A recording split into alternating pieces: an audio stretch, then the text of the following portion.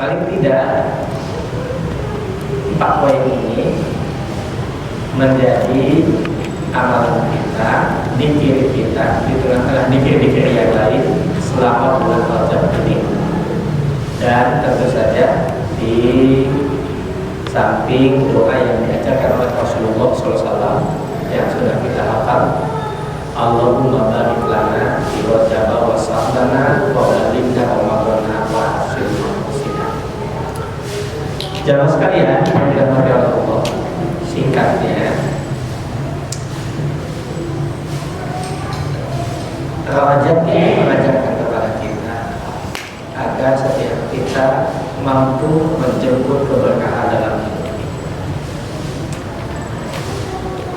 Sebagian para ulama memberikan tips kepada kita agar setiap kita mampu menjemput keberkahan dalam hidup ini dengan 4 hal. Begitu analisa terhadap ayat Quran surah Bani Israil ayat pertama. A'udzubillahi minasyaitonir rajim. Bismillahirrahmanirrahim. Subhanalladzi asra bi 'abdihi lailan minal masjidil haram ilal masjidil aqsa alladzi barakna hawlahu linuriyahu min ayatina innahu sami'un basir. 4 langkah agar setiap kita meraih keberkahan dalam hidup. Jadi kata-kata berkah ini, pertama merujuk ayat ini surah ke-17 ayat 1. Yang kedua merujuk doa yang diajarkan oleh Nabi Allahumma barik lana.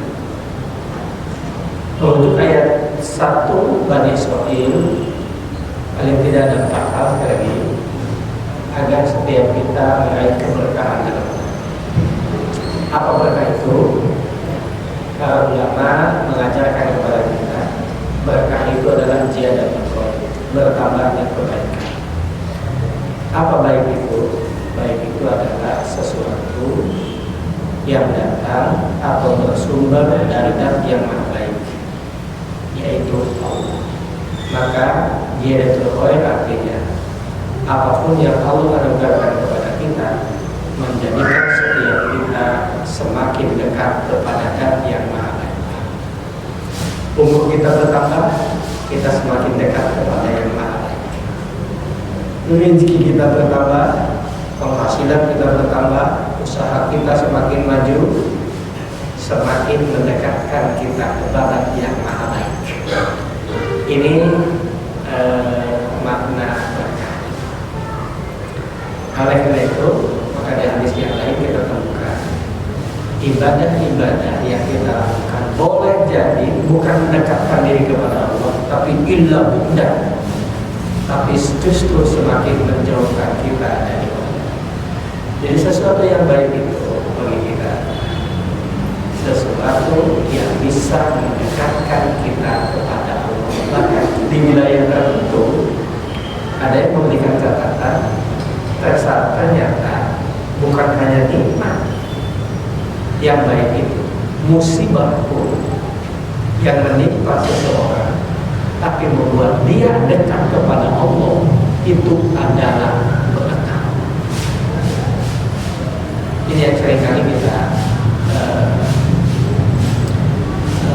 memahami yang terkadang karena keterbatasan ilmu kita sering keliru. Kalau kita dianugerahi kemudahan-kemudahan oleh Allah, kesuksesan, tapi menjadi kita semakin jauh dari Allah, itu bukan benar. Itu tidak bertambah kebaikan. Nah, Rajab ini paling tidak mengingatkan kembali tentang cara menjemput berkah. Yang pertama, subhan, maha suci Allah.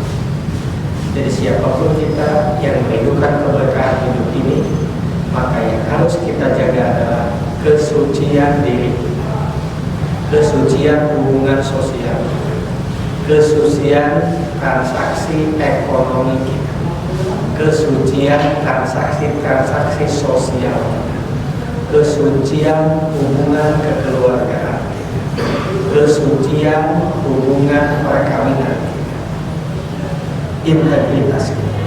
Jadi hidup ini akan berkah, hidup kita akan berkah manakala setiap kita mampu menjaga kesucian ini.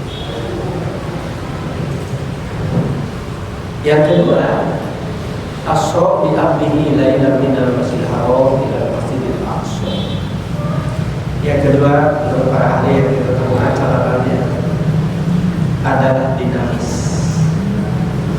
responsif terhadap perkembangan zaman.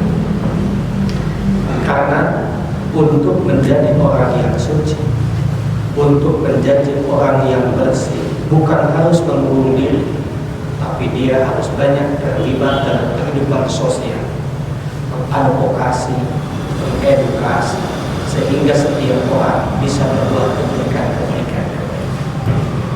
Kalau kita lihat petunjuk Al-Quran, surah Ad-Dariyat, surah ke-51 ayat 15 sampai 19, artinya Allah menegaskan kepada kita, A'udzubillahi minasyaitonirrajim, innal muttaqina fi jannatin wa 'uyun. Sesungguhnya orang-orang yang muttaqin berada di taman-taman surga. Mengapa mereka ada di sana? Di ayat 16-nya, di akhir ayat kita baca, innahu qabla dzalika muhsin. Karena mereka ketika di dunia senang berbuat kebaikan, baik dia memproduksi kebaikan, atau dia mereproduksi kebaikan, atau dia menjadi orang yang mendistribusikan. Itulah dinamis, lain kuulen. Sehingga saya kali diilustrasikan Rasulullah SAW itu bertahanus, berbikuhahiro. Mungkin dalam bahasa kita mujasmedi meskipun tidak salah, hanya ada kemiripan saja mereka, meskipun tidak sampai persis dengan makna tahanus. Itu sebelum diangkat, dikukuhkan menjadi Rasul. Ketika sudah mendapatkan wahyu, maka seluruh waktu Nabi adalah totalitas berjuang bersama. Itu asal. Oleh karena itu, mobilisasi hidup kita, aktivitas kita dalam kehidupan sosial ini tidak boleh overload, tidak boleh overlapping, tidak boleh melebihi kapasitas, tapi abdihi, jadilah hamba. Sebab ada orang saking sibuknya sampai dia melupakan Allah, saking sibuknya tidak sempat berjamaah, saking sibuknya tidak sempat baca Quran, saking sibuknya tidak sempat mengurus keluarga. Abdihi, jadilah hamba Allah. Sesibuk apapun jadilah hamba Allah. Ciri hamba Allah apa? Lailan, membiasakan sholat malam. Maka poin yang ketiga, hidup kita berkah manakala kita mampu menjaga, membiasakan sholat malam. Jadi kalau kita ingin tahu kita ini hamba Allah atau bukan, apa kita hamba nafsu, hamba dunia atau bukan, cirinya sholat malam. Bahkan di Ad-Dariyat di ayat 17-nya, orang yang senantiasa menjaga malam adalah indikator ahli surga. Jadi kalau kita ingin tahu apakah bebengetan sehingga kira begitu, surga lain, cirinya apa? Perhatikan sholat malam kita. Saking pentingnya sholat malam itu, kita temukan hadis dari At-Tirmidzi dan Ibnu Majah, Ashabus Sunnah. 24 rakaat sebelum zuhur, 4 rakaat barang siapa yang sholat 4 rakaat qobliyah zuhur sama dengan sholat tahajud. Ini menunjukkan kalau penting dekat tepat, jangan sampai lolos. Siang hari harus kita. Kenapa demikian? Kita temukan juga petunjuk Al-Qurannya. 1 di Bani Israil ayat 78 sampai 80. Aqimis sholata liduluki syamsi ila ghasaqil laili wa qur'an al-fajr inna qur'an al-fajr kana mas'uda wa min al-laili fatahajjad bihi nafilatan lak asa ayat asakaru kama qawm. wa qurbi adkhilni udkhala siti wa ahliki wa raja siti wa ali biladunka sultan. Ini yang saya sampaikan. Ayat ke-80 itu doa tahajud di sujud terakhir. Kan nanti dalam riwayat Muslim, kedudukan Allah, kedudukan hamba yang paling dekat dengan Allah ketika sedang sujud. Fa'aksiru doa, perbanyaklah doa ketika sujud. Begitu Nabi ngasih tahu. Ya.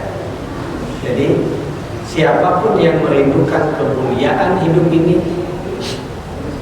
siapapun yang merindukan kehormatan dalam hidup ini, maqama mahmudah, tempat yang mulia, apa kuncinya? Jaga sholat malam. Ada ayat kan sudah, ayat 17-nya, ciri ahli surga. Al-Mujamil surah ke-73 ayat 1 sampai 5 juga menjelaskan tentang keutamaan qiyamul lail. Apa hikmahnya kalau kita menjaga qiyamul lail? Di Al-Mujamil, inna sanulqi alaika qaulan sakina. Allah akan menganugerahkan kepada kita ucapan yang berbobot, ucapan yang bernilai, ucapan yang mudah dipahami orang, ucapan yang mudah ditaati orang. Ini jadi nasihat kepada kita. Kalau kita merasakan kenapa anak istri kita sulit diingatkan, kenapa anak buah kita bandel-bandel, kenapa masyarakat, lingkungan, keluarga besar kita hesek diberi peringatan, jangan salah kandung mereka. Kata Quran surah Al-Mujamil, periksa sholat malammu, periksa tadarus Quran. Karena kita tahu rumus dasarnya, Quran itu mutlak benar, mustahil salah. Itu rumus dasar. Jadi, ya ayyuhal mujammil qumil laila illa qalila nisfahu aw inqus minhu qalila aw zid alaihi wa rattilil Qur'ana tartila. Ayat 5-nya, inna sanulqi alaika qaulan sakina. Allah, kami akan menganugerahkan kepadamu ucapan yang bernilai, ucapan yang berbobot, ucapan yang benar. Jadi poin ketiga, siapapun yang merindukan keberkahan seperti dalam doa bulan Rajab ini, yang ketiga, lailan, membiasakan sholat malam. Yang keempat, agar hidup kita berkah, usaha kita berkah, rumah tangga kita berkah, karir politik kita berkah. Yang keempat, minal masjidil haram ilal masjidil aqsa. Apa pesan moralnya? Sederhana, makmurkan masjid. Rasul sampai memberikan penegasan, memberikan slot khusus. Allah akan memberikan naungan, pertolongan di saat tidak ada pertolongan pada yaumul masyarakat, pada hari kiamat. La bila illa billah. Salah satunya diberikan kepadanya. Wa rajulun qalbuhu mu'allaqun bil masjid. Orang-orang yang hatinya selalu rindu memakmurkan masjid. Maka kita menemukan satu riwayat di zaman Umar bin Khattab, di mana seorang pemuda yang rajin ke masjid sampai dihantar oleh iblis. Ya, dalam kitab An-Nawadir, Syekh Abuddin Al-Misri itu menulis satu riwayat. Si pemuda ini berangkat subuh, sebelum adzan subuh sudah berangkat. Karena musim hujan, dia terpeleset, pakaiannya kotor, balik ke rumah, mandi, ganti baju, berangkat lagi, terpeleset lagi di tempat yang sama, balik lagi, ganti baju, berangkat lagi. Begitu yang ketiga, datang seorang kakek-kakek tua membawa lampu penerangan. Kemudian ditanya, kenapa anak muda? Saya jatuh kurang hati-hati, mau kemana? Mau ke masjid. Ayo saya antar. Diantar. Begitu sampai ke masjid, pemuda ini masuk, kakek ini tetap di luar gerbang masjid. Tapi belum kayak sekarang, Nabawi, masih gelap, jangan dulu. Kayak masuk, sebentar lagi bilang, enggak, saya di sini saja. Kenapa? Enggak, saya di sini. Sebentar lagi kita suruh berjamaah, enggak, saya di sini. Kenapa kayak nggak mau sholat berjamaah? Apa jawabnya? Anak muda, ketahuilah, aku ini iblis. Kaget lah. Emang kenapa? bisa mengantar saya. Begini anak muda, yang membuat jebakan supaya kamu jatuh di lingkungan yang gelap itu adalah saya. Saya berharap dengan kamu jatuh, kamu tidak jadi berangkat berjalan di masjid. Tapi ternyata dugaanmu salah. Engkau tetap berangkat. Jatuh yang pertama, ketika kau pulang ke rumah, aku harap kau tidak kembali. Ternyata kau kembali. Apa akibatnya? Dosa-dosamu dan orang yang serumah denganmu, lingkungan tetanggamu, dosanya diampuni oleh Allah. Jatuh yang kedua, engkau pulang lagi, berangkat lagi apa? Dosa orang-orang sedesamu diampuni. Kalau yang ketiga kamu jatuh, pulang lagi, berangkat lagi, sakabupaten tadi ampun oleh Allah. Kata iblis gak ada dia, aku antar aja, takut nanti program saya ini gagal. Oleh karena itu, jemputlah keberkahan. Maka ada desa yang menyebutkan, makmurkan rumah Allah, Allah akan memakmurkan. Seringlah kunjungi rumah Allah, nanti Allah akan sering berkunjung ke rumah. Inilah kata. Semoga Allah yang sempurna menyempurnakan semua.